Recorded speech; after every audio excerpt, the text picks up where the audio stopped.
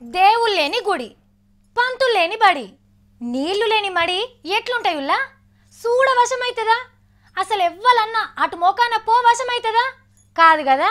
ఆగో నెల రోజుల సంధి మన సెక్రటేరియట్ పరిస్థితి కూడా గట్లనే ఉన్నది. సచివాలయం ఆఫీస్కి ఏమైంది? అంత మంచిగానే ఉన్నది అని అనుకుంటుండ్రా? అట్లయితే మీరు హుస్సేన్ సాగర్ మురికి నీళ్ళల్లా మూతి పెట్టినట్టే.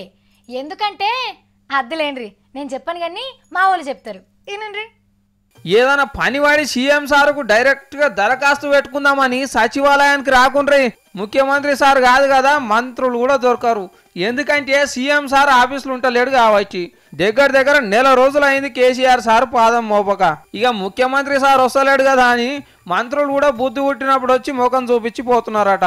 ఇక కేసీఆర్ సార్ అయితే బేగంపేటలో ఇంటికాడుండి అన్ని పనులు అరుచుకుంటున్నాడు. ఆఫీసర్లను మంత్రులను ఇంటికే విలువ నప్పుకొని గూగుల్ మ్యాపులు ముంగటేసుకొని గుళ్ళు ప్రాజెక్టులకు నక్షలుగా ఇస్తున్నాడు. సఫాయి కార్మికులను కూడా ఇంటికే పిలిచి జీతాలు పెంచిన డబుల్ బెడ్రూమ్ ఇండ్లు కట్టిస్తానని ఒట్టు పెట్టి లడ్డూలు తినిపించి తోలిండు. అర్జెంట్ ఉంటే సార్తానికి వచ్చే ఫైళ్ళ మీద సంతకాలు పెట్టించుకొని పోతున్నారట ఆఫీసర్లు. అయితే సచివాలయానికి వాస్తు బాగలేదని వస్తలేడని కొందరు, ఏ కాదో పానం సుస్థి చేసిందని ఇంకొందరు అనుకుంటున్నారు బయట. వాస్తో చూస్తో తెలియదు కానీ సీఎం సార్ రాకపోయేసరికి చాలా పనులు పెండింగ్లో పడ్డాయట ఆఫీస్లో. సార్ చూసి ఓకే చేయాల్సినవి షాన్నే ఉన్నాయట. ఇక ఆఫీసర్లు వచ్చి షాయలు దాగి టైం ఉంటే ఏమైనా పని చేసి పగడిపువ్వ తిని ఎల్లమే బయట పడుతున్నారట. ఎర్రగడ్డల్లో సికింద్రాబాద్లో ఇంకో తానో ఏన్నో తాన వాస్తు చూసి కొత్త బిల్డింగ్లకు ముగ్గు పోసి పనులు సురువు చేసినాకనే వస్తాడు కావచ్చు అని అనుకుంటున్నారు పబ్లిక్.